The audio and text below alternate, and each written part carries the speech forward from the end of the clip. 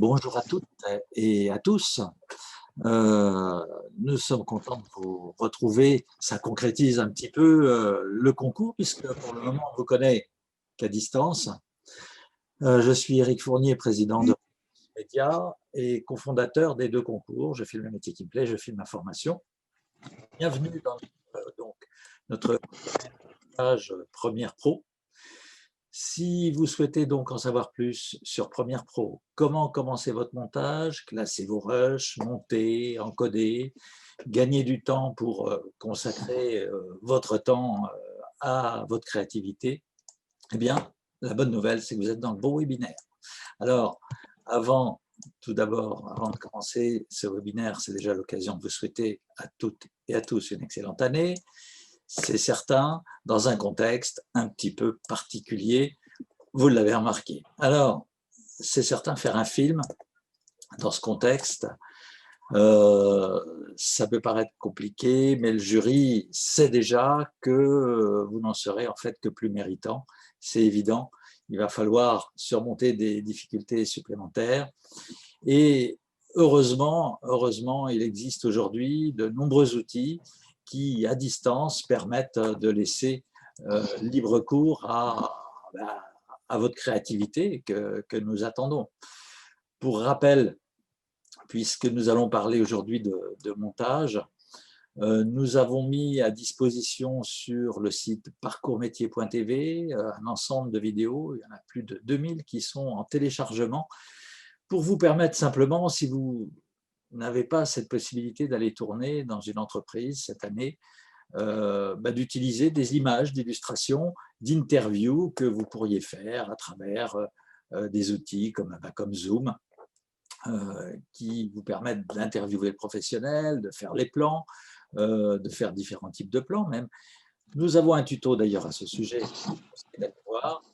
Et puis, donc, ces images que vous pourriez récupérer à partir des films, d'autres candidats les années précédentes. Ces images, vous pouvez les utiliser pour illustrer vos vidéos, compléter vos tournages. Donc, aujourd'hui, nous allons vous présenter le logiciel Adobe Premiere Pro. Vous avez dû recevoir votre licence dans votre boîte mail à l'adresse à laquelle vous aviez fait votre demande de dotation. Elle vous a été envoyée par Adobe USA. Donc, regardez bien dans vos spams, parce que souvent, ce sont quand même des mails qui sont envoyés pas manuellement, avec un serveur, et elles sont redirigées directement dans les spams. Donc, vérifiez bien que vous avez reçu votre licence, qui est une licence Adobe Premiere Pro, et vous verrez, c'est une licence qui donne plus, puisqu'en fait, vous accédez à toute la suite Adobe Creative Cloud, jusqu'à la fin du concours. Donc, dans un premier temps, nous allons vous faire une courte présentation d'Adobe Premiere Pro. Aussi, je vous invite dès maintenant, si vous ne l'avez pas encore fait, à activer le chat qui est en bas de votre écran. Vous pourrez ainsi nous poser toutes les questions que vous souhaiterez pendant la conférence, et puis nous allons relever les questions et nous allons vous répondre à la fin de l'intervention de Valentin. Dans un deuxième temps, donc, nous allons répondre à toutes vos questions. Vous pourrez intervenir si vous le souhaitez, s'il nous reste du temps, en activant les questions, en levant la main, donc sur Zoom, c'est très simple. Nous sommes partis pour 1 heure consacrée à Premiere Pro. C'est Valentin d'Eurofrance Média qui va vous faire cette présentation. Valentin, il est monteur, il est assistant monteur chez Eurofrance Média. Particularité de Valentin, il est apprenti, comme beaucoup donc de vos élèves. Il est apprenti en post-production à l'INA, l'Institut national de l'audiovisuel. Il connaît déjà beaucoup de choses en montage. Il monte toute la journée sur Premiere Pro chez nous, mais il connaît aussi Avid principalement. Donc pour Premiere Pro, ça devrait bien se passer. Ensuite, pour commencer notre présentation, je vais donc passer la parole à Valentin pendant, on va dire, 30 minutes. Valentin, tu as 30 minutes. Valentin, je te donne la parole. Merci Eric. Bonjour à toutes et à tous. On va essayer effectivement pendant une petite demi-heure de comprendre un petit peu comment fonctionne Premiere Pro. Donc, je précise que c'est quand même un logiciel assez professionnel, étant donné que dans le milieu professionnel, que ce soit en cinéma ou en télévision, c'est un logiciel qui est très utilisé. Assez complexe sur certains points. Donc, c'est ce qu'on va essayer d'aborder un petit peu. Donc, déjà, je reviendrai sur les spécifications techniques qu'Adobe demande pour pouvoir installer ce logiciel. Donc, il faut avoir un système d'exploitation quand même assez récent sur PC, Windows 10, sur Mac, Mac OS X version 10.14 ou ultérieure. Au niveau de la mémoire vive, c'est quelque chose qui va être très très important pour le montage sur Premiere parce que c'est un logiciel qui demande quand même pas mal de ressources à votre machine. Adobe dit que le minimum, c'est 8 Go de RAM, mais le conseil qu'il donne, c'est quand même de rester entre 16 et 32 Go en fonction de ce que vous allez monter. Donc, si vous montez de la HD, ça va plutôt être 16 Go. Si vous montez de la 4K, ça va être 32 Go. Vous, normalement, ça va plutôt être du HD que vous allez monter. Donc, je vous conseillerais d'avoir une machine quand même entre 8 et 16 Go de RAM. Ensuite, dans le cadre voilà, du concours, je vous conseillerais donc de monter en HD et pas en 4K. Vous pouvez filmer en 4K, mais monter en HD, la vidéo sera beaucoup moins lourde et le poids de vidéo doit être de 500 mégas, il me semble. Vous ne pourrez clairement pas monter en 4K. Donc, au niveau de l'espace disque nécessaire, Adobe demande que vous ayez au minimum 8 Go pour l'installation, donc faites bien attention. Adobe préconise également de travailler avec un ou des disques SSD internes. Dans les faits, on peut travailler sur Premiere Pro avec des disques HDD internes, donc des disques durs classiques, des disques SSD même externes, mais ça rendra le montage moins fluide. Donc, il faut faire attention à ça. Pour voir si vous remplissez tous ces critères sur Mac, rendez-vous dans « À propos de ce Mac » depuis le menu Pomme. Sur Windows, vous devez aller dans vos paramètres dans la catégorie Information système. J'en profite pour vous rappeler que Premiere Pro, ce n'est pas forcément à la portée de tous. Donc, si vous n'avez jamais touché à un logiciel de montage, ce n'est pas forcément le logiciel que je conseillerais d'utiliser. Sauf si ça ne vous dérange pas de passer un peu de temps sur des tutos. Donc, je démarre Premiere Pro. Voilà, il démarre. Donc, ça va être plus ou moins long selon la configuration de votre machine. Donc, voilà, on va se retrouver avec une interface où on va nous présenter nos projets récents et on va nous demander si on veut ouvrir un projet, donc nous faire un nouveau projet. Dans notre cas, ça va être un nouveau projet. Donc, je clique sur Nouveau projet. Là, je vais avoir une fenêtre Nouveau projet donc, qui va arriver et on va me demander de titrer mon projet. Donc, je vais l'appeler Test, par exemple. Après, on va me demander l'emplacement. Alors ça, c'est très important. Ça va vous permettre de définir où va s'écrire votre projet. Donc, vous cliquez sur Parcourir à côté. Et à ce moment-là, moi, je vais décider de le mettre à l'endroit où je veux le mettre. Donc, en l'occurrence, sur le disque dur de mon Mac, sur mon bureau. Alors là, c'est un petit peu compliqué, mais ce sera moins chez vous. Voilà, et j'ai créé un dossier sur mon bureau qu'on voit juste en haut, là, qui s'appelle Projet Test. Donc, je vais le mettre dans Projet Test. Et j'ai créé différents dossiers, donc export, rush, son. Et c'est à cet endroit-là, dans Projet Test, que mon fichier Adobe Premiere Pro va se mettre. Donc, je fais choisir. Voilà. Donc ça, c'est très bien. Ensuite, en lecture, rendu vidéo, vous laissez ce qui est de base. Normalement, ça devrait très bien fonctionner. Format d'acquisition HDD, pareil. Donc tout ça, c'est très bien. Ensuite, au niveau des disques de travail, si vous avez plusieurs disques SSD ou HDD sur votre machine, vous avez la possibilité sur différentes catégories de pouvoir mettre, par exemple, le cache sur un disque, le projet sur un autre, les rushs sur encore un autre disque. Donc ça, c'est plutôt assez pratique. Et paramètres d'ingestion, ça, faut pas toucher dans votre cas. Donc, à partir de ce moment-là, je vais pouvoir faire OK. Et là, il va m'ouvrir Premiere Pro, donc avec tous mes panneaux. Donc voilà, on se retrouve maintenant avec une interface, celle de Premiere Pro. Donc, on a créé notre projet test. On voit ici dans la fenêtre projet.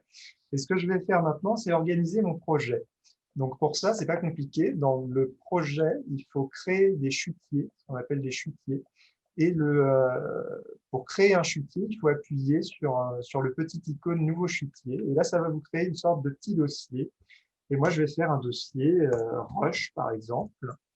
Je vais importer mes rushs dedans, je le ferai plus tard. Je vais créer un autre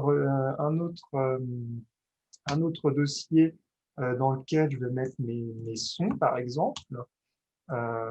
Et vous pouvez faire comme ça, pareil, pour des images, si vous avez des images à intégrer dans votre montage. Vous pouvez faire plusieurs chutiers comme ça. Donc ensuite, une fois qu'on a bien organisé son projet comme ça, on va importer nos rushs. Donc, il y a 2 ou 3 manières de faire, mais je vais vous montrer la plus simple. Le plus simple, c'est d'aller directement chercher son Finder ou son explorateur, comme je le fais là. Donc, vous allez vous balader dans votre disque dur et vous allez chercher l'endroit où vous avez mis vos rushs, si vous les avez déjà sur votre machine. Donc, en l'occurrence, moi, je retourne dans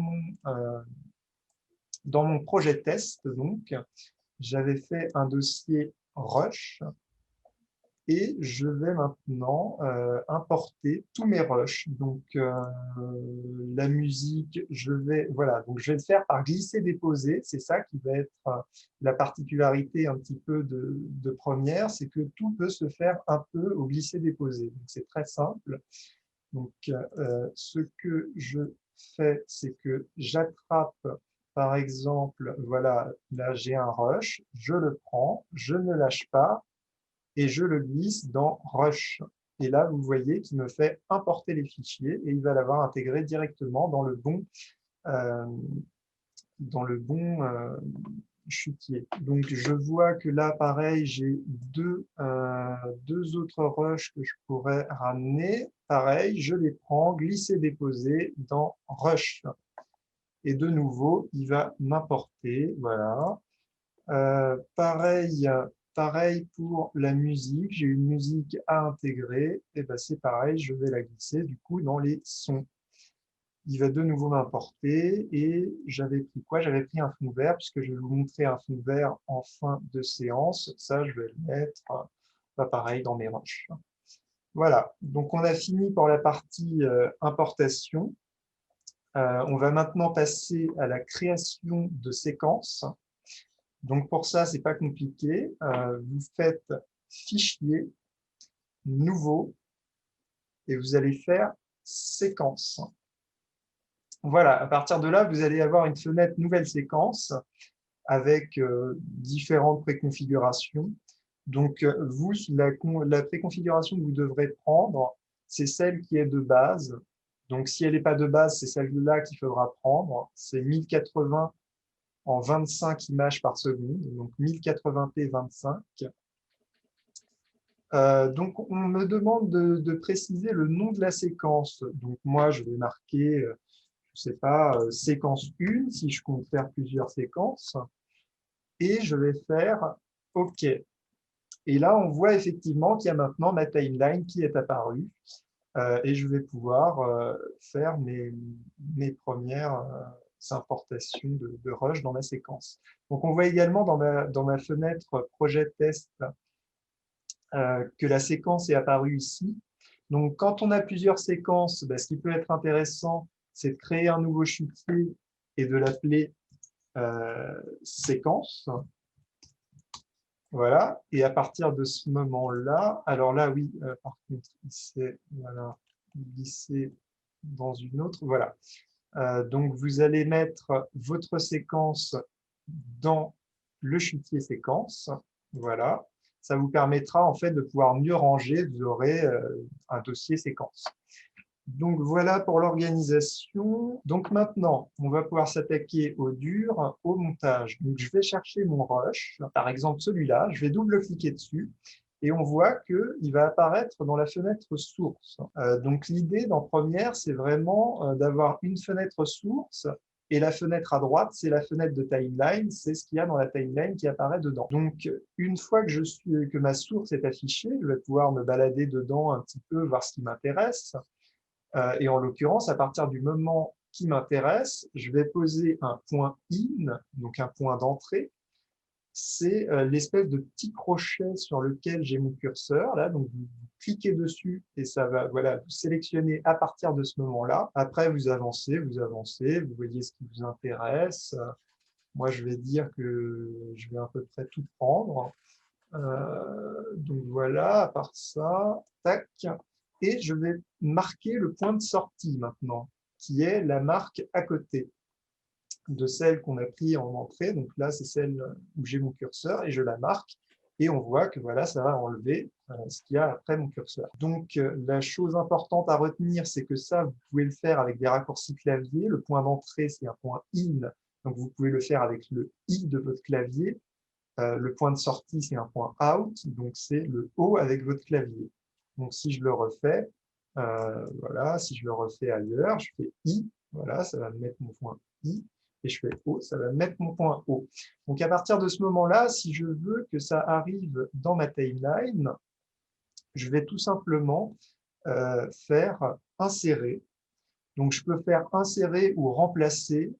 Ça n'a pas grande importance puisque pour le moment, j'ai aucun rush dans ma timeline. Donc, si je recommence cette même opération, il va falloir faire attention par contre à l'outil que j'utilise. Donc, si je prends un autre rush, voilà, et que je lui dis et que je lui mets voilà un point in, un point out comme tout à l'heure, et que je lui dis cette fois-ci, je sais pas, et que mon curseur par exemple il est par là dans la timeline. Et après je voudrais mettre ce rush mais à la suite de ce rush là. Et si je fais insérer, et ben de suite on voit quoi? On voit qu'en fait il a coupé mon premier rush et il est allé se mettre entre les deux. Donc, d'où l'importance de très bien placer son curseur dès le départ dans la timeline quand vous voulez vraiment ajouter des rushs à la suite, sinon ça va vous faire un petit peu des petites catastrophes. Donc, si vous voulez rétablir la petite bêtise que je viens de faire, vous faites un CTRL-Z sur PC, un COMMAND-Z sur Mac. Voilà, ça va me le remettre bien. Et je vais me mettre à la fin de mon rush. Voilà, et cette fois-ci, je vais pouvoir refaire insérer et ça va bien m'insérer à la suite sans problème. Voilà. Donc vous vous demandez peut-être maintenant à quoi va servir l'onglet, l'icône remplacer. Alors, dans votre cas, pas forcément à grand-chose. Je pense que vous n'allez pas forcément vous en servir. Vous allez faire beaucoup insérer la plupart du temps. Mais si vous faites remplacer, ça va venir écraser la vidéo, le rush qui est juste après, en fait. Donc, c'est vraiment pas pratique dans votre cas. Pour un monteur expérimenté, ça va être très pratique, mais dans votre cas, je vous conseille d'utiliser systématiquement le insérer en vous mettant bien à la fin du rush à chaque fois. Ça vous évitera vraiment des déconvenus. Donc, vous remarquez donc voilà, qu'il va falloir faire très attention à la place de la tête de lecture sur votre rush. Donc, mettez-vous bien à la fin quand vous importez vos rushs, vraiment. Donc sachez qu'avec Première, c'est pas la seule façon de travailler. On peut également fonctionner totalement en glisser-déposer. Donc si j'ai envie d'importer par exemple mon troisième rush, j'aurais pu le faire avec les deux autres premiers rushs, il n'y a pas de souci. J'aurais pu le faire en glisser-déposer, c'est-à-dire que je le prends et je le mets dans ma timeline directement comme ça. Mais alors l'inconvénient un petit peu de cette technique, c'est que vous allez vraiment importer la totalité de votre rush et c'est pas forcément une bonne chose parce qu'après vous allez devoir couper un peu dans tous les sens et autant insérer directement de la fenêtre source en fait, c'est beaucoup plus pratique. Mais bon, je vais vous montrer quand même cette technique. Donc, une fois que vous avez inséré une fois que vous avez glissé et déposé en fait votre rush dans la timeline, ce qu'il va falloir faire, c'est enlever les parties dont vous n'avez plus envie, que vous n'avez pas envie d'avoir dans votre montage. Donc à partir de ce moment-là, ce qu'il va falloir utiliser, c'est l'outil Cutter qui est juste là où j'ai mon curseur. Donc, vous cliquez dessus, vous allez, et vous allez couper en fait les parties que vous voulez. Et vous allez ensuite cutter à l'endroit où vous voulez. En l'occurrence, voilà, moi j'ai envie d'enlever la première partie, par exemple. Et si vous voulez le retirer, vous sélectionnez tout comme ça et vous faites retour en arrière. Voilà, et vous voyez qu'alors là, ça va vous faire un noir d'un coup. Ça, c'est un petit peu embêtant. Alors, pour enlever ce noir, c'est pas compliqué. Vous cliquez dessus, ça va vous mettre en surbrillance et vous faites retour en arrière. Et là, ça va raccorder les deux morceaux, en fait. Voilà pour ça. Ensuite, au-delà des cuts, je ne sais pas si, par exemple, vous allez cutter à cet endroit-là et vous trouvez qu'il y a des morceaux qui ne sont pas intéressants par là, et ben, vous allez tout sélectionner et vous allez vous mettre au niveau de la coupe. Je ne sais pas si vous voyez, mais quand je me mets au niveau de la coupe, il y a un espèce de petit crochet rouge qui apparaît. Et ce petit crochet rouge, il y a une flèche qui va vers la droite qui indique que je vais pouvoir en fait rétrécir en quelque sorte mon rush vers la gauche. Et donc, ça permet de ne pas couper tout le temps. Et si vous avez vraiment une petite partie qui ne vous intéresse pas ou une petite partie que vous avez envie de récupérer, c'est très, très simple avec cet outil, en fait. Donc, pareil de l'autre côté, voilà, s'il y avait des moments qui ne m'intéressaient pas, bah, pareil. Et là, je fais comme tout à l'heure. Je clique sur le noir et je fais retour en arrière et ça va me recoller les deux parties. Ce qui va être intéressant aussi, c'est de regarder un petit peu notre son. Le son, ça va être très intéressant à travailler sur Premiere puisque il y a des outils assez intéressants à notre disposition. Donc tout à l'heure, vous vous souvenez, j'ai importé un son. Donc pareil, comme tout à l'heure, je vais le glisser, déposer directement. Alors vous voyez, c'est vraiment très maniable, hein. On peut le déposer. Là, en l'occurrence, il me met un petit sens interdit sur les pistes vidéo, parce qu'évidemment, du son, on ne va pas pouvoir le mettre sur les pistes vidéo, c'est une évidence. Donc je peux l'importer sur la piste vidéo que je veux. Donc je ne sais pas, je vais l'importer à cet endroit-là. J'ai envie de l'importer là. Donc c'est une musique. Quand je parle, moi, quand je me mets à faire du jardinage. Et alors, je vois qu'effectivement, j'ai maintenant une musique et une voix en même temps. Et ça, Première va nous permettre de gérer extrêmement facilement. Donc, le principe, c'est que vous voyez bien qu'on a quelqu'un qui parle. On a de la musique en même temps. C'est un petit peu problématique, puisque les deux sons vont un petit peu s'écraser. On va mal entendre ce que la personne dit. Donc, ce qu'on va faire dans ces cas-là, c'est qu'on va développer l'audio. Donc, vous mettez votre curseur à l'endroit où je mets le mien et vous double-cliquez. Ça va vous permettre voilà, de beaucoup mieux voir votre son. Alors là, on va travailler pas mal en timeline, donc je vais agrandir un peu ma timeline. Donc, vous pouvez aussi vous mettre au niveau des séparations des pistes et vous voyez que vous avez des petites flèches qui apparaissent. Vous pouvez agrandir votre piste encore plus. Vous voyez que dans cette piste audio, vous avez vraiment un espèce de petit trait au milieu là qui représente en fait le gain audio. Et ce gain, enfin le volume, et ce volume, vous allez pouvoir le modifier en fait. Si vous trouvez que la musique elle est trop forte, ben, vous pouvez le baisser autant que vous voulez. Si vous trouvez qu'elle n'est pas assez forte, ben, vous l'augmentez plus. Donc moi je vais garder ça. Et ce que je veux faire donc, c'est que au moment où j'ai des voix qui parlent, et ben, je vais vouloir que la musique soit moins forte à ce moment-là. Donc comment on fait pour que ce soit le cas? Alors, on pourrait très bien couper la musique et baisser ce trait sur la coupe où il y a en face des voix et augmenter là où il n'y a pas de voix. Mais moi, ce que je vais faire, c'est une technique un petit peu plus intéressante que ça. C'est que je vais prendre l'outil plume qui est juste là et je vais venir sur ce trait rajouter des points. Je vais cliquer dessus et ça va me rajouter des points. Donc j'en rajoute un peu à des endroits, voilà. Et ça va permettre en fait de pouvoir régler de manière beaucoup plus efficace le son en fait. Vous voyez que maintenant, grâce à ces points, je vais pouvoir régler à cet endroit-là. Donc si j'avais voulu par exemple régler à un endroit extrêmement précis entre ces deux points par exemple, ben voilà, c'est très simple.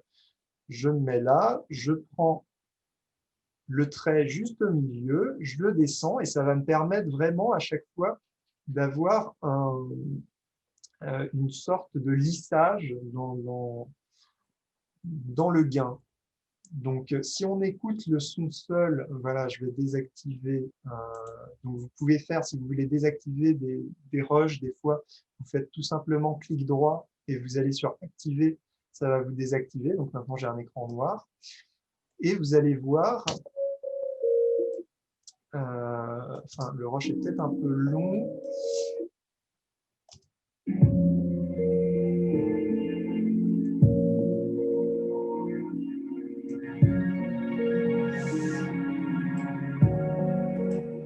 Voilà, vous voyez qu'au fur et à mesure, il va vraiment lisser ce qu'on fait. Donc ça, c'est plutôt intéressant. Donc je vais faire maintenant un commande Z pour remettre mes points comme je voulais au début. Et donc, admettons ces voix-là au départ, j'enlève les voix à cet endroit-là. Donc ça voudra dire qu'il n'y aura que de la musique. Donc logiquement, quand il n'y a que de la musique, et ben, je vais, voilà, mon deuxième point, je vais le mettre ici, et je vais dire le niveau va rester normal à partir de ce moment-là. Enfin, sur le moment où il n'y a pas de voix, il n'y aura pas de changement de musique. Mais après, je vois que j'ai de la voix qui va arriver ici. Donc, je prends ma plume, je vais rajouter un point, je vais rajouter, oui, je ne vais pas rajouter de point de l'autre côté, ça ne fera rien. Et je vais donc baisser mon gain audio quand j'ai des voix. Donc, moi, je vais le baisser. Vous voyez que vous avez une petite indication en bas de l'écran, là, combien de décibels vous êtes. Je vais le mettre à -4. Donc, voilà. Je vais peut-être me mettre un peu plus même pour que vous voyez vraiment la différence. Voilà. Et je vais, voilà, glisser un petit peu ça. Tac. Voilà. Et alors là,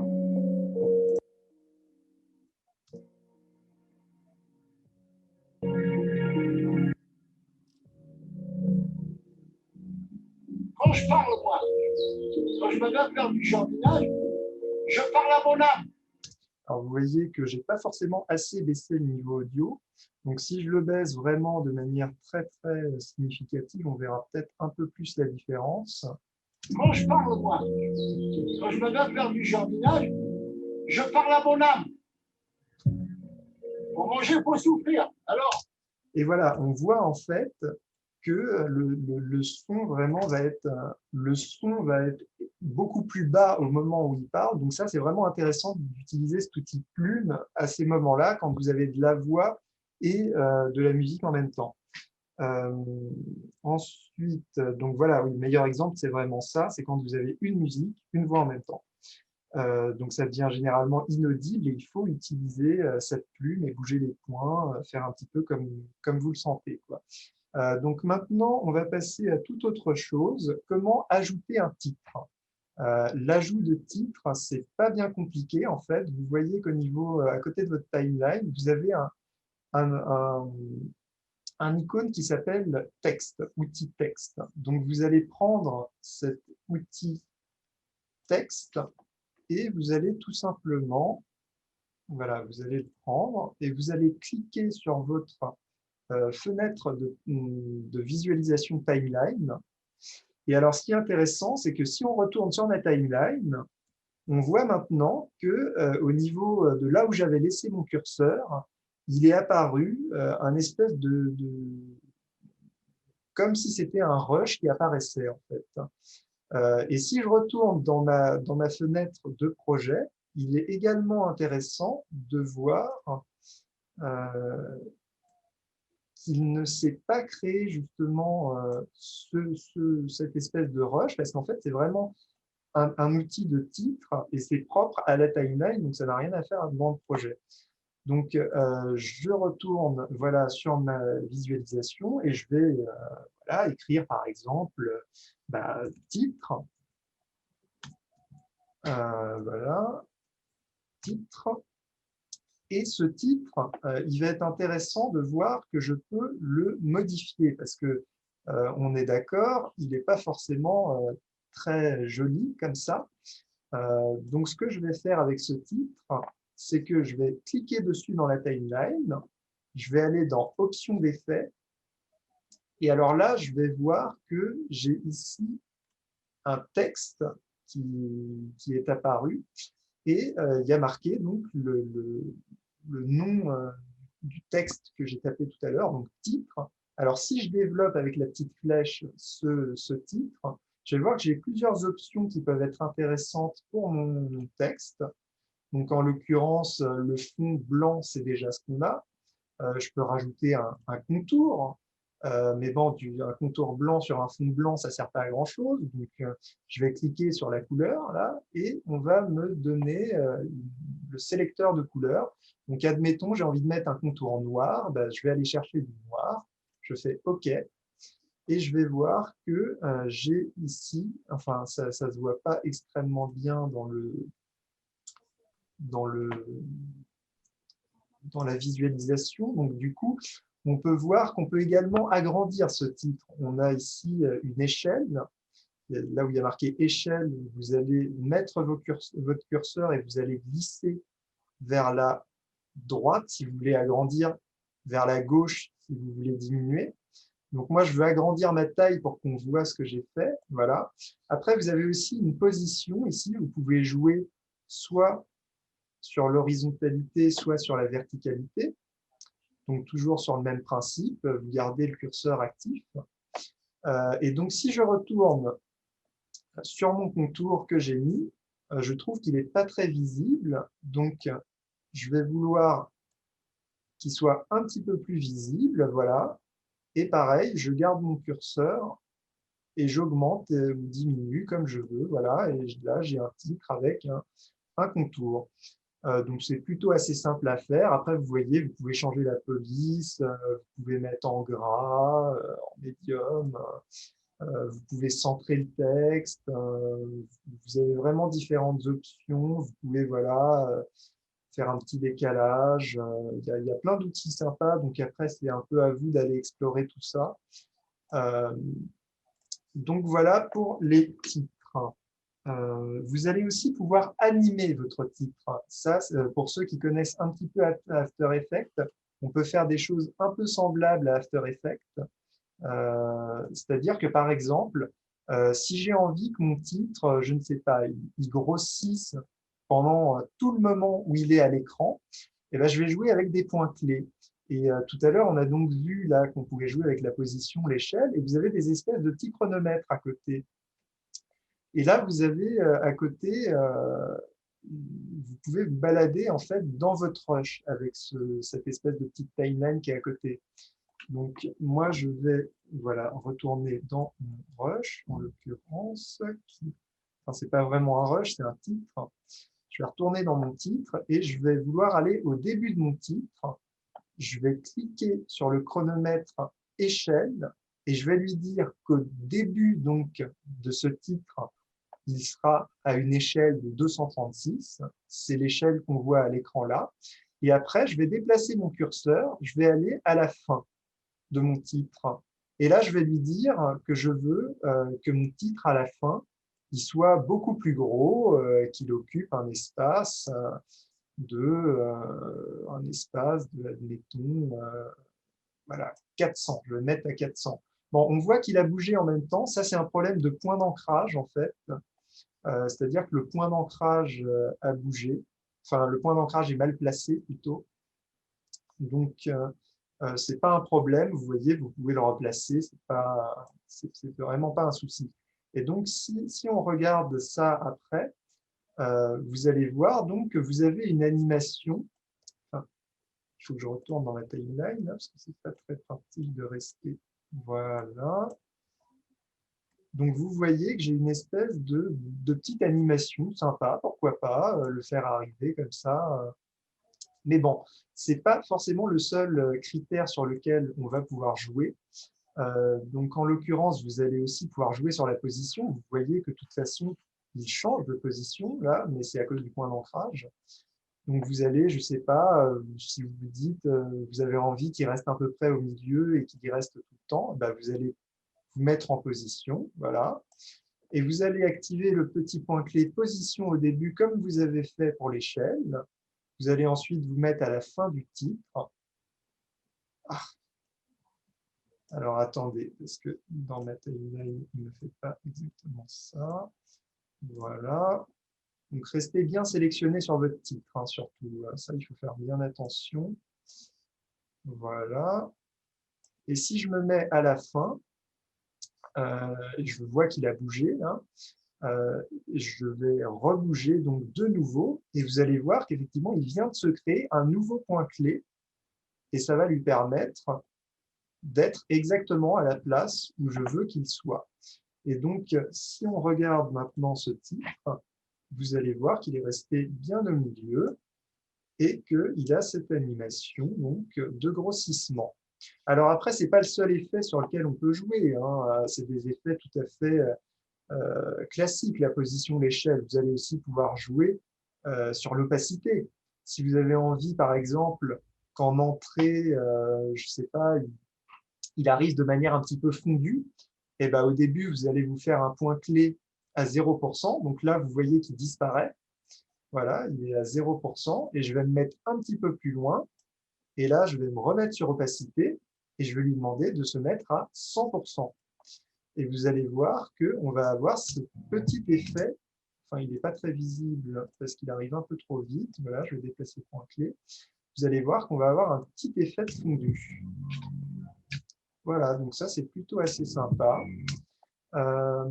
Ensuite, donc ce titre, vous n'avez pas forcément envie qu'il arrive sur de l'image comme ça, vous avez peut-être envie qu'il arrive sur un fond coloré. Donc ça, c'est tout à fait possible sur Adobe Premiere Pro. Donc moi, je ne sais pas, par exemple, mon titre, j'ai envie de le mettre au début. Donc je vais décaler tout le reste, voilà, et je vais ramener mon titre au début. Voilà. Hop, donc toujours du glisser-déposer, hein. Vous pouvez vraiment fonctionner tout le temps comme ça avec, avec, avec Adobe Premiere Pro. C'est ça qui est plutôt très pratique. Donc voilà, je lui dis que mon image, elle va arriver après. Donc là, voilà, j'ai mon titre. On voit qu'en dessous, il n'y a pas de vidéo, il y a du noir. Et moi, j'ai envie qu'il y ait de la couleur, qu'il n'y ait pas du noir. Donc ce que je fais à ce moment-là, c'est que je retourne sur cette fenêtre projet sur laquelle on retourne souvent et je vais lui demander un nouvel élément. Donc, je vais cliquer sur ce petit icône nouvel élément et je vais lui demander de me faire un cache-couleur. Ça s'appelle cache-couleur. Et alors là, il va me demander donc si je veux qu'il soit à la même taille que la vidéo, donc en 1920 par 1080 pixels. C'est la taille à laquelle j'ai défini ma vidéo, donc évidemment, je vais lui dire oui. Sur l'échelle de temps, 25 images par seconde, c'est parfait, c'est ce que je lui avais demandé au début aussi. Donc, je lui fais OK. Il va me demander donc de lui préciser la couleur que je veux. Donc, admettons, je ne sais pas, je veux que le titre apparaisse sur du rouge. Et ben, je vais mettre du rouge et je lui fais OK. Et à partir de ce moment-là, il va me demander d'attribuer un nom. Avec cette fenêtre, choisir un nom qui apparaît.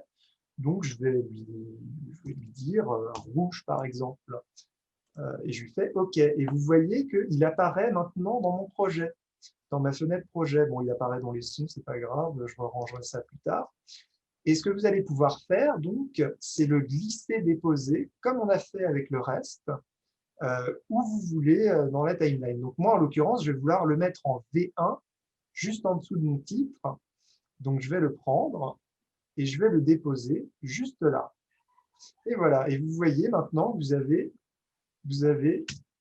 ce titre qui apparaît sur un fond rouge avant qu'on arrive sur la vidéo. Ça s'appelle un cartoon, ça, si vous aimez bien savoir un petit peu les termes techniques. Et donc, c'est plutôt pratique. Donc voilà, vous voyez, c'est plutôt assez simple. Je peux également l'étendre, ce cartoon. C'est comme le titre, en fait. Donc, si vous voulez reculer la vidéo qui est derrière, vous sélectionnez tout, vous sélectionnez un rush, vous faites commande A, et vous déplacez comme ça, tranquillement, bien gentiment, et vous vous donnez un peu de marge pour le titre et le reste. Voilà.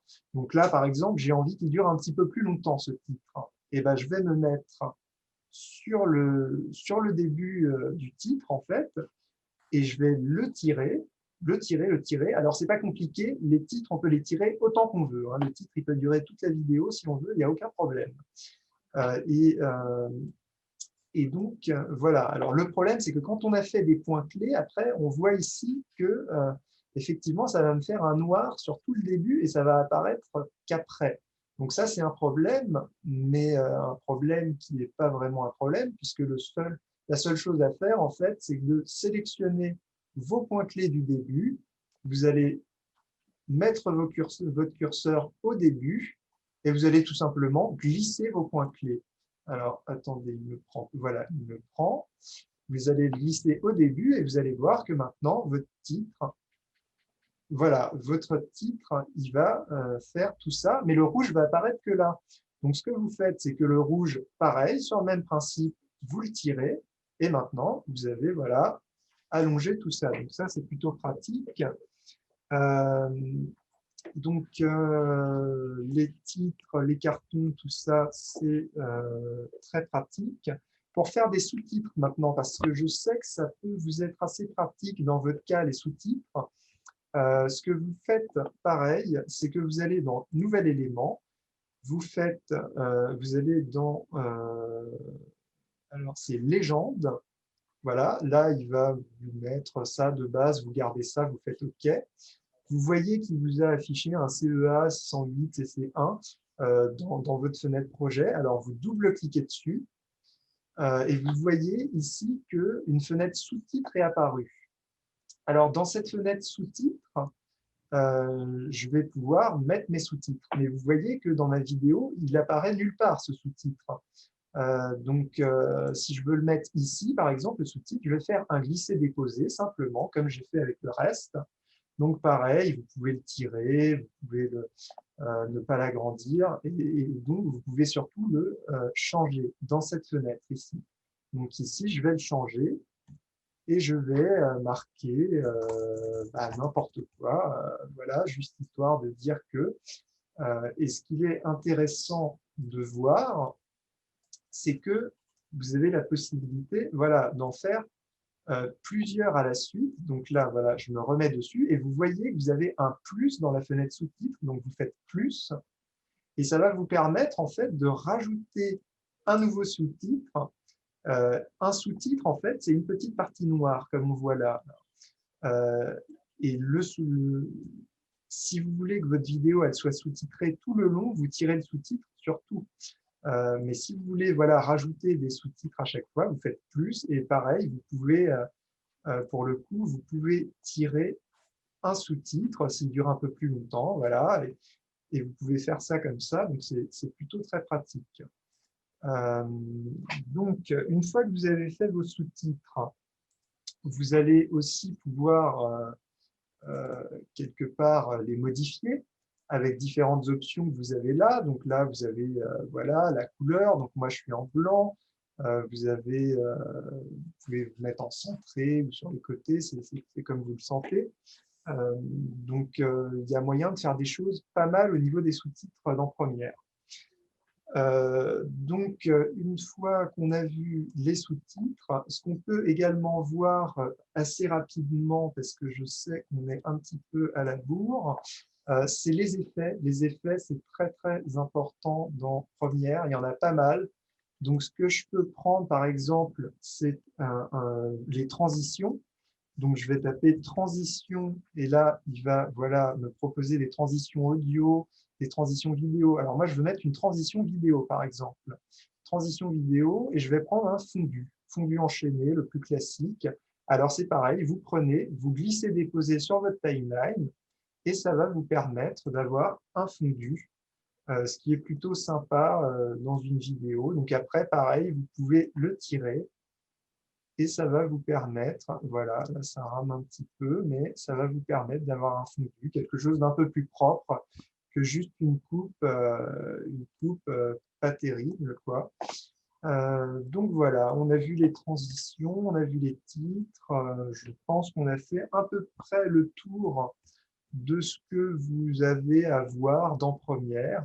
Donc maintenant, on va pouvoir passer directement à l'exportation. Donc vous faites fichier exportation, vous allez dans Médias, donc vous voyez que vous pouvez par raccourci faire un CTRL-M ou commande M.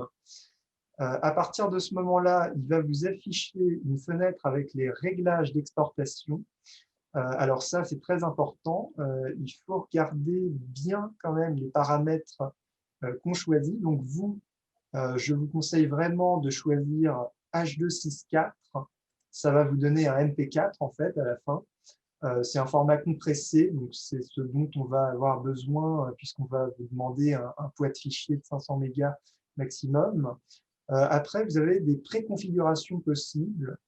Donc, vous pouvez rester en correspondance à la source débit élevé.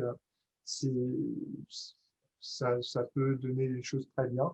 Après, dans vos paramètres vidéo, vous regardez bien que vous êtes dans les mêmes paramètres que ce que vous avez spécifié au début. Donc, au début, on lui a demandé un format HD 1920 pixels par 1080 pixels. Donc, c'est bien ce qui nous spécifie ici, c'est ce qu'il rendra.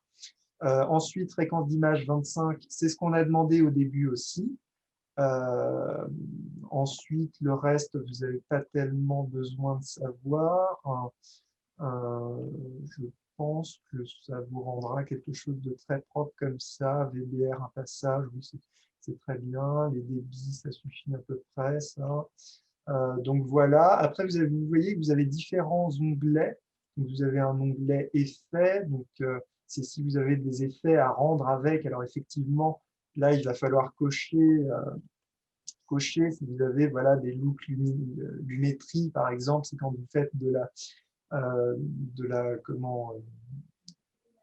l'étalonnage, il va falloir cocher ça. Sur l'audio, pareil, bon, vous pouvez laisser ce qu'il y a de base, c'est très bien. Voilà, les sous-titres. Si vous avez un fichier sous-titres, je ne sais pas, vous pouvez effectivement le choisir ici. Donc voilà, je pense qu'on a fait le tour pour les réglages. Donc à partir de ce moment-là, vous avez juste à regarder si vous avez bien tout dans votre montage. Moi, je vois qu'effectivement, j'ai bien tout ce que j'ai fait, mon titre, mon cache couleur, voilà, mes rushs sont là. Donc, je fais exporter. Et à partir de ce moment-là, il va m'indiquer à peu près combien de temps. Alors, je vais annuler parce que je n'ai pas fait quelque chose qu'il faut absolument faire. Faites bien attention par rapport au nom de la sortie. Donc, c'est séquence 1, c'est comme ça que je l'ai appelé tout à l'heure, on s'en souvient. Je vais cliquer sur ce séquence 1 et vous allez voir qu'il va tout simplement m'amener sur mon disque dur. Il va me demander où est-ce que je veux qu'il mette cet export, en fait. Et moi, je me souviens que j'ai créé dans mon projet de test, donc sur mon bureau, j'avais créé un dossier export. Donc, je vais lui demander de le mettre dans ce dossier export. Je clique sur export et je fais enregistrer. Et donc, il va me l'exporter à cet endroit-là. Après, je vais exporter. Et si je vais dans mon Finder maintenant, donc dans mon explorateur de médias, je vais sur mon bureau, voilà, je vais sur mon bureau et je vais voir que le fichier est en train de se créer dans Export. Voilà, il est en pleine création. Là, on voit ce séquence 1 avec le petit le petit symbole là. Donc la séquence est en train de s'exporter. On voit là, il y en a pour 3 minutes et quelques, 4 minutes quasiment. Et voilà, vous n'avez plus qu'à attendre. Votre montage est finalisé. Donc voilà, je pense qu'on a fait le tour. Eric, je vous repasse la parole. Bien, merci Valentin pour cette super présentation. C'était très intéressant. Moi, j'ai appris beaucoup de choses. C'est vrai que la première réflexion que je me fais, c'est qu'il faut quand même avoir un petit peu d'expérience de montage pour se lancer dans Première quand on a une échéance, hein, parce que c'est vrai que quand on va dans Première, c'est un peu un investissement en temps qu'on va récupérer après, forcément par la qualité, par les possibilités, etc. Donc ça me permet tout de suite d'enchaîner sur les questions, puisqu'une une question qui est ressortie, c'est est-ce que je peux passer de Premiere Pro à Rush si jamais je m'aperçois que c'est trop difficile au début de mon montage? Alors, si vous avez fait une demande de dotation de Premiere Pro, je réponds oui, parce que vous allez accéder à la suite Adobe. Et dans cette suite Adobe, vous avez Rush. Donc, vous pourrez l'utiliser de la même façon. Alors, évidemment, vous serez obligé de recommencer votre montage, hein. On ne repart pas de ce qu'on a déjà fait. Dans l'autre sens, ce n'est pas possible. Si vous avez Rush, vous ne pourrez pas passer, vous accéderez qu'à Rush et vous ne pourrez pas passer à Premiere. Mais rassurez-vous, si vous êtes dans Rush, c'est quand même beaucoup plus facile. Vous allez y arriver, hein. C'est pas du tout le même investissement en temps pour acquérir les compétences pour monter. Donc ça, c'était la première question qui ressortait. Après, ce sont plutôt des questions pour Valentin. Quelles sont les extensions prises en charge? Euh, Valentin, on en a vu beaucoup tout à l'heure, mais voilà, j'imagine que la question, elle est là parce que si vous avez des rushs en MP4, en Move, en MPEG, en je ne sais quoi, est-ce qu'on peut toutes les utiliser en même temps ou pas? Alors, oui, pour répondre à la question, les extensions qui sont prises en charge par Premiere Pro, c'est pas très compliqué. En fait, il y en a très peu qui ne sont pas prises en charge. Donc, que ce soit MP4, Move, AVI, il n'y a vraiment pas de souci. Ce sera très bien pris en charge. Il n'y a pas de quoi s'inquiéter là-dessus. Je sais que sur certains logiciels, ce n'est pas forcément le cas. Des fois, il peut y avoir des petits problèmes, effectivement, mais sur Premiere, il est extrêmement rare de rencontrer ce genre de problème. Donc, pas d'inquiétude de ce côté-là. D'accord, merci. Alors, Valentin, est-ce que cet outil Plume peut aussi être utilisé sur la piste audio et vidéo? Tu sais, quand tu nous as parlé de l'outil Plume. Alors, cet outil Plume, en fait, il peut s'utiliser sur tout ce qui est audio. Donc, l'audio de votre vidéo, évidemment, vous pouvez aussi utiliser l'outil Plume dessus. Ça s'utilise uniquement sur l'audio, mais que ce soit l'audio de votre vidéo ou de l'audio que vous rajoutez à part, ça ne change rien. Vous pouvez utiliser sur toutes les pistes audio, il n'y a pas de souci. Très bien. Alors, j'ai vu dans le chat des questions par rapport aux licences. Elles sont toutes parties cette nuit. Donc, normalement, vous les avez tous reçues. Donc, regardez bien dans vos spams. Si jamais vous ne les retrouvez pas, ben, je dirais, contactez-nous. Malheureusement, on ne pourra pas faire grand-chose parce que ça a été automatique, mais on pourra le signaler à Adobe pour qu'il fasse un nouvel envoi éventuellement. Je crois que c'est possible. Donc, n'hésitez pas à vérifier dès aujourd'hui, dès ce soir dans vos spams, parce qu'après, les spams, ça se perd. Nous allons aussi vous envoyer un petit mail explicatif d'ici demain. Ensuite, eh bien, vous pouvez toujours nous poser des questions. Les questions techniques, on aura du mal à vous répondre. En revanche, vous allez disposer de nombreux tutos sur le site, du moins des entrées vers des tutos. Nous allons publier un article d'ici demain sur Premiere Pro où vous aurez énormément de liens pour accéder à des tutos. Il en existe énormément également sur YouTube, donc n'hésitez pas, il y a beaucoup de choses qui sont très bien expliquées. Et je suis certain que vous allez y arriver, il n'y a pas de souci. Tout ça, c'est un peu instinctif comme outil. Alors, Alors, Oui, Juste 2 secondes, je vois 2-3 questions qui peuvent être intéressantes. oui. Alors, je vois, si je veux retravailler mon montage, il sera dans quel format avant de l'exporter? Dans quel format? Donc, en fait, il n'y a pas vraiment de format quand vous montez. C'est-à-dire que quand vous montez avec des MP4, des Move, des AVI, mais votre timeline, elle n'a pas vraiment de format. Le format, vous lui spécifiez quand vous exportez, en fait. Donc, vous retravaillez avec les rushs que vous avez. Autre question qui me paraît intéressante, peut-on utiliser le logiciel en réseau au collège?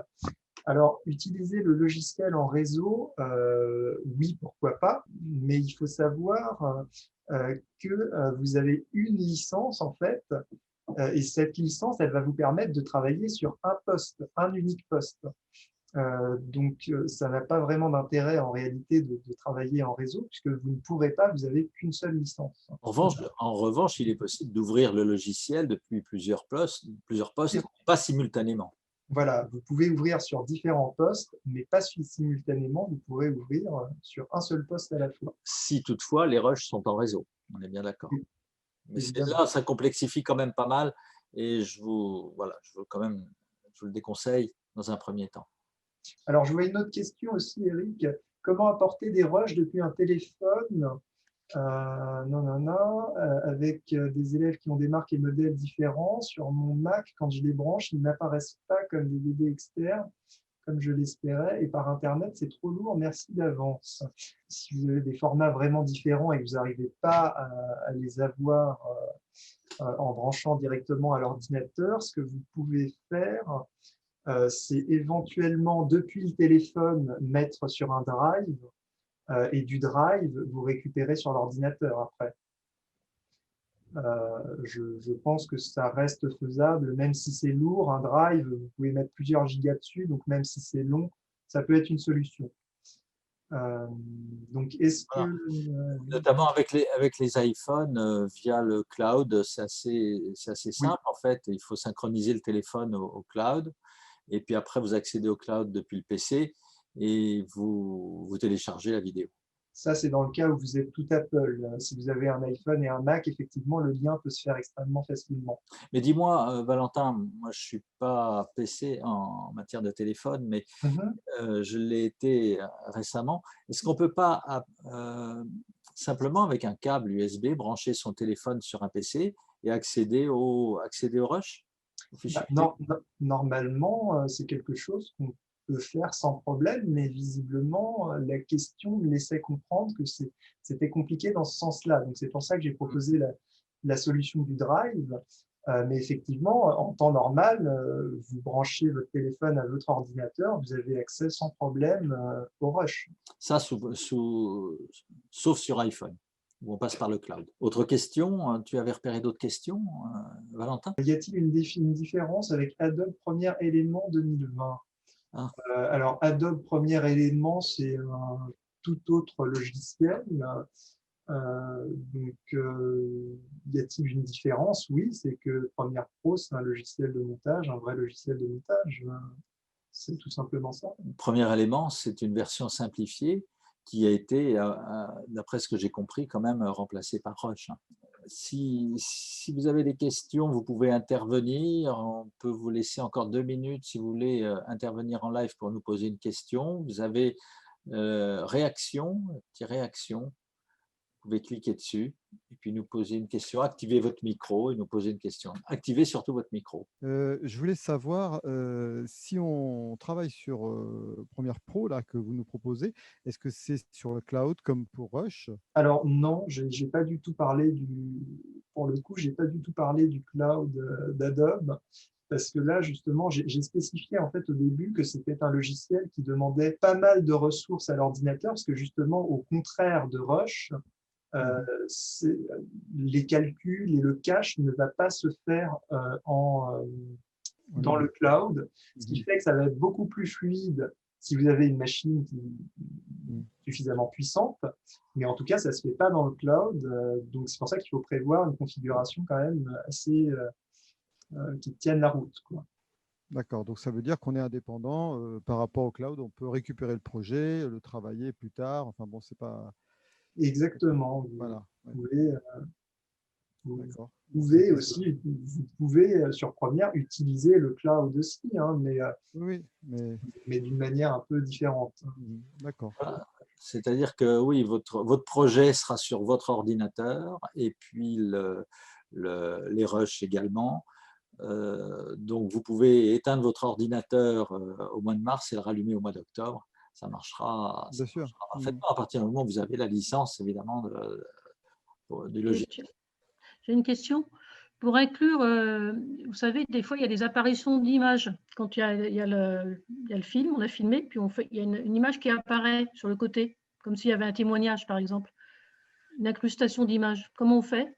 Donc en fait, vous voudriez pouvoir faire une sorte de mosaïque, c'est ça?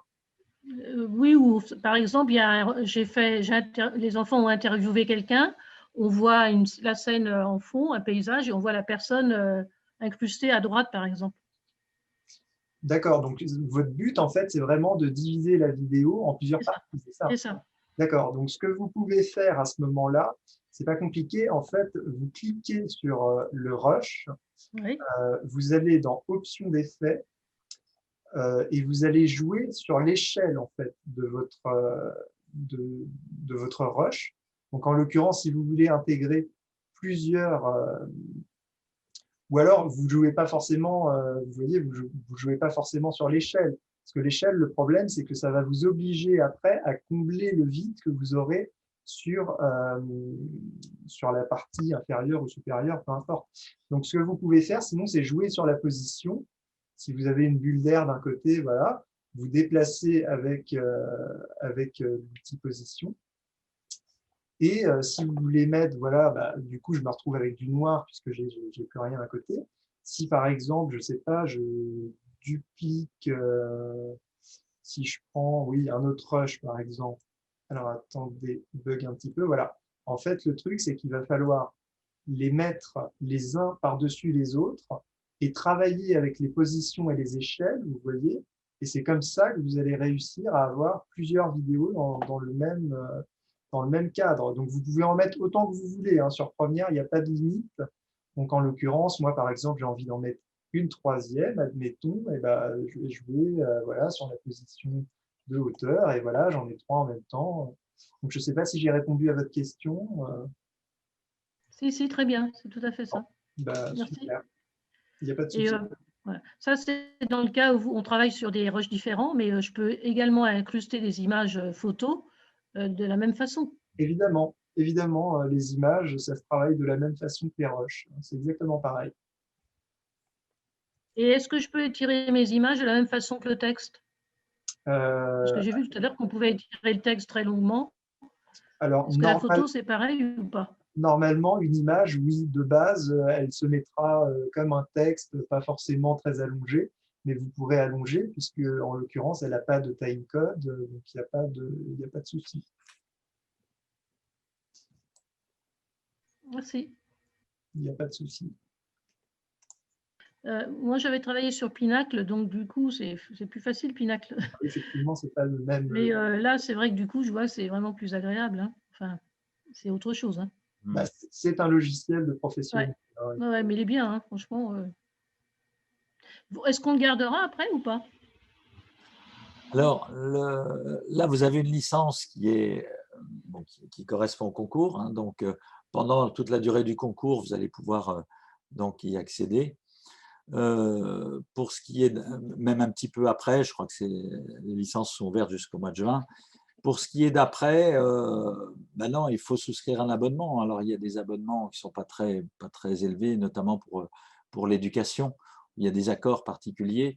Là, je vous engage à aller creuser un petit peu du côté de Adobe Edu. Vous aurez forcément des offres très, très intéressantes. Hein, il n'y a pas de souci. Et puis, éventuellement, vous pouvez nous contacter. On vous mettra en relation avec le service éducation d'Adobe, qui sera certainement très heureux de vous faire une offre intéressante. Hein. Et il faut compter combien? Enfin, je veux dire, il y a à peu près, quoi. C'est juste pour me rendre. Quelques dizaines d'euros par mois. Après, ça dépend comment vous composez votre suite logicielle, puisque vous avez une suite logicielle qui est proposée dans Adobe Creative Cloud. Donc, vous pouvez en même temps avoir Photoshop, avoir… voilà, tout dépend ce que vous mettez dans la suite. En général, ça vaut quand même le coup d'avoir plusieurs logiciels, sachant qu'après, ça fonctionne en cloud. Et puis, tout dépend également du nombre de licences que vous souhaitez. Si vous voulez travailler sur plusieurs postes ou sur un seul, tout ça, c'est… bon, moi, je connais pas… Nous, on l'utilise ici au niveau de l'entreprise avec plusieurs licences. C'est vraiment ce qui permet de travailler de n'importe quel poste en même temps et de façon très, très souple. C'est vraiment une application professionnelle. Après, je ne connais pas les offres éducation, hein, mais je sais qu'elles sont très, très intéressantes. Voilà. Est-ce que vous avez d'autres questions?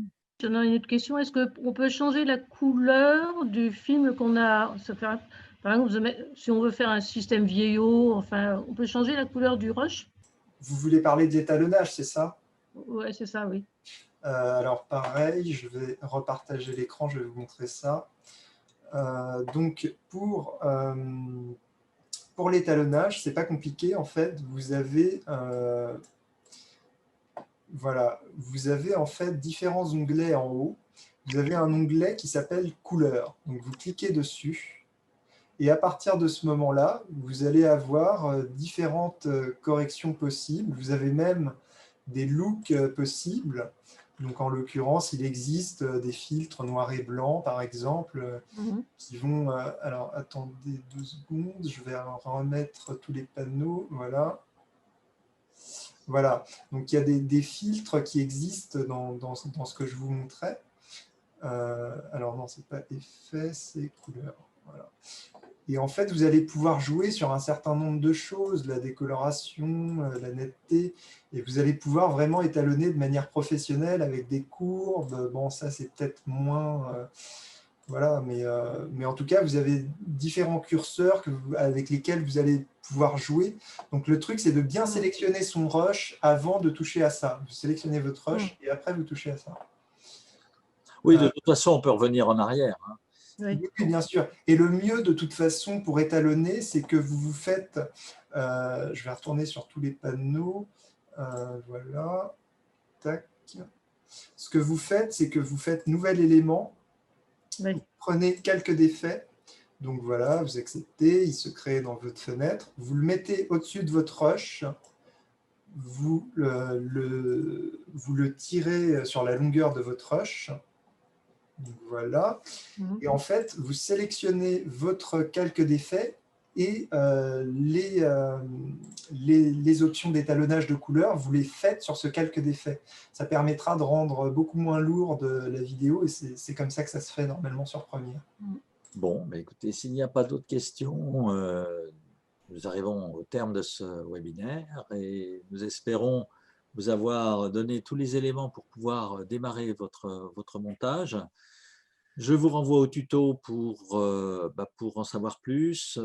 S'il y a un conseil que je puis vous donner, c'est quand même de sauvegarder au fur et à mesure votre travail. C'est toujours prudent de pouvoir revenir à une version antérieure. Voilà. Enfin, nous voulions vous dire quoi? Simplement vous souhaiter un bon montage. Merci Valentin, je voudrais remercier Valentin qui a fait un gros travail de préparation pour que ça tienne dans un minimum de temps, parce qu'il y a tellement de choses à dire sur Premiere que voilà, c'était aussi une première pour Valentin. Donc merci. Et puis, oui.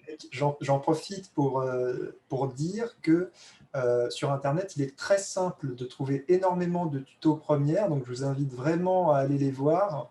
Ils sont très simples d'accès, il y en a vraiment énormément, c'est l'un des logiciels où on a sûrement le plus de tutos, donc vraiment je vous invite à aller voir des tutos.